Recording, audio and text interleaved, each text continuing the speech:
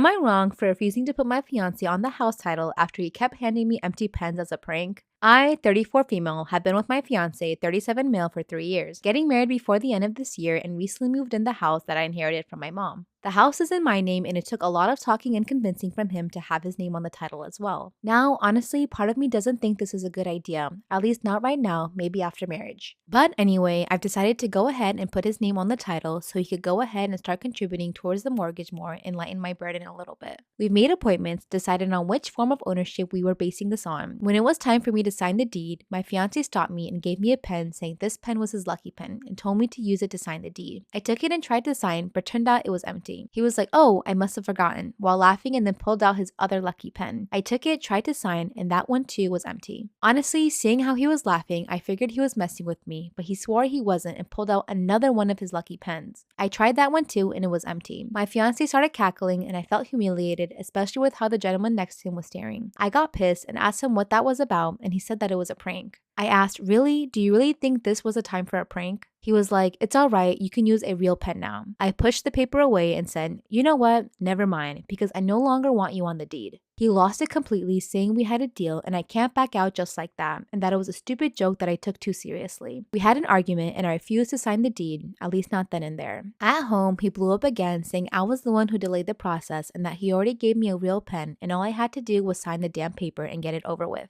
He accused me of looking for an excuse not to have him on the deed and started the silent treatment, saying there's nothing to say until those papers are signed. Did I really take it too seriously? My wife and I are both middle school math teachers, though we work for different districts. I feel we're incredibly blessed to have jobs that we enjoy and able to make a difference in kids' lives. We don't own cars, we have more than enough money, and we have each other. My wife is far more burnt out and admittedly her district is more challenging. Since COVID times, a very generous, anonymous celebrity, we all know who it is, but they want to remain anonymous, so I won't say here, has donated 5 vacations to help with teacher burnout to teachers in my district. The past 2 years, it was like a 5-day stay in a remotish cabin, more in line with pandemic times. This year, they upped it to a 7-day trip to Hawaii for teacher and family. Well, after the nomination and interview process, I won one of the trips. Nothing like this has ever happened to me, to be quite honest, and I'm not comfortable with winning. I only did the process because it helped me prepare for my stuff for my performance evaluation. Before the end of day Friday, I decided to give the trip to a fellow teacher whose husband just left her. She volunteers to have our most challenging students in her class, and she may actually leave the field because of the burnout. Our community would be worse if she's not a teacher. She was beyond ecstatic, and after we went over the rules and found out that the trips could be transferred, she accepted and is now going to take her 2 college-age kids. I told my wife on Friday night, thinking this would be in line with our ethos of living simply and generously. She's furious with me, and she's not a person prone to anger easily. She's the most mad I've seen her since we met. She says she's as burnt out as any other teacher in our region and needed the trip or she's going to have a breakdown. I asked her if she wanted me to ask for the trip back. She said of course I can't do that, but our usual winter vacation to one of our family's houses is going to remind her over and over what a selfish asshole you can be. So I better do something. When she hasn't been ignoring me, we've been fighting all weekend. So am I in the wrong for giving my free trip to Hawaii to someone who I felt deserved it more and is less fortunate without asking my wife first? I, male 34, have a 10-year-old daughter. I have joint custody with my ex. I've been with my current girlfriend, 28, for about 1 year. Last night, my girlfriend was spending the night at my place. I have my daughter this weekend. My daughter came into my room around midnight crying and saying that she started her period. She had blood all over her sheets and she was mortified. My girlfriend sprang into action because my daughter was embarrassed to talk to me about it because I'm her dad. My girlfriend asked me to drive to the store to buy pads for my daughter. My girlfriend keeps a box of tampons at my place, so I asked why my daughter couldn't just use those for now and that we could go to the store in the morning. My girlfriend got pissed and said that they wouldn't work because it's intimidating to use tampons, especially this type when you first start your period. The tampon brand was OB, if that's relevant. She said that I was being insensitive as a man and I couldn't understand. I told her that I wasn't driving in the middle of the night to get the right kind of feminine hygiene products when there was already some in the house. My girlfriend ended up leaving and getting them herself. This morning, my girlfriend made sure that my daughter was set and then left and has hardly spoken to me. She's insistent that I was an a-hole. My daughter is still embarrassed and has barely left her room all day. So, am I in the wrong for not buying new feminine hygiene products in the middle of the night? When I was a teenager, my new friend invited me to her family's house for a barbecue, for lunch. And when I got there, there's no good way to lead up to this. I was sitting outside at their little picnic table spot and I was eating, and they had this cute cat that came up to cuddle with me or whatever, let me pet it, and I pet it for a little bit, and then I started eating my food, and it went around to my legs, and it peed on them. It was a boy cat, and he just sprayed all over my legs, but nobody noticed, and he just did it to me, I guess, and then he walked away, and it was a new friend, and I was for some reason scared. I didn't want to embarrass her mother. Like, I didn't want to upset the hostess by being like, hey, your cat peed on me, can I go rinse my legs off in your shower or something. That's what I should have done, But I just spent the rest of the day, because it was lunchtime, remember? And I spent the rest of the day with cat pee on my legs. And they still invited me back, even though I smelled like cat pee.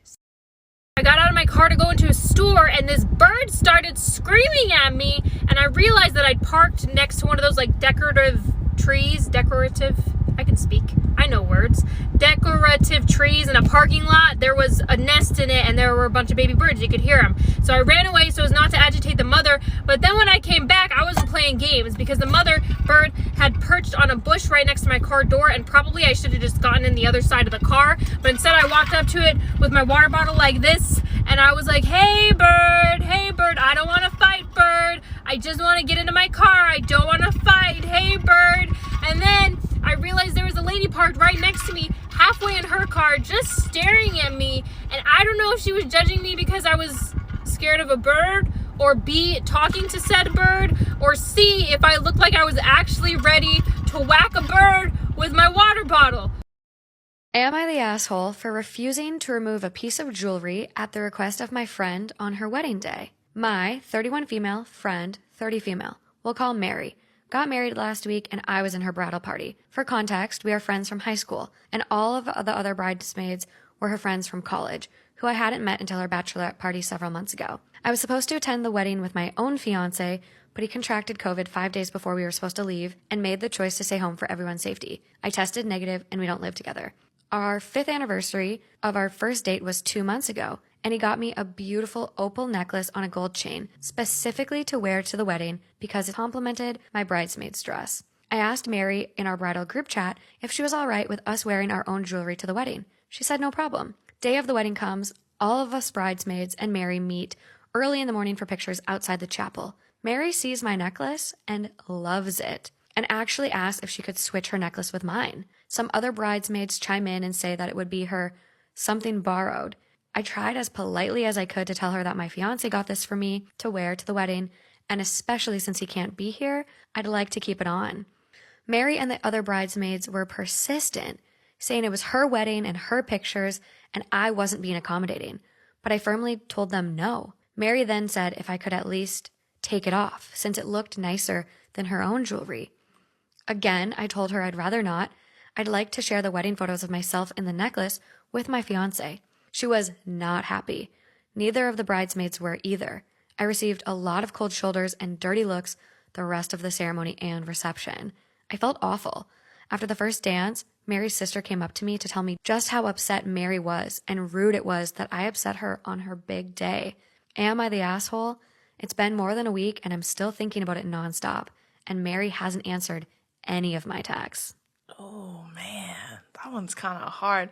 I mean, first of all, if a necklace ruins your fucking wedding, girl, you got bigger problems. Oh my God. A necklace, bitch? Do you want to see it? Yeah, I want to see it.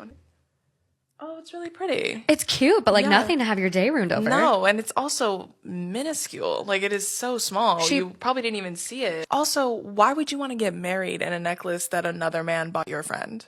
That's weird. Your friend's fiance bought her as like an important gift to mark their relationship. Yeah, like you want to wear that in your wedding photos? What the fuck? That's some bad juju. Yeah, like in your wedding pictures, like that I you're don't gonna like have forever. You're gonna frame and have hung in your house. You Bad. want That's weird. It makes me wonder if like she secretly at one point had feelings for her friend's fiance.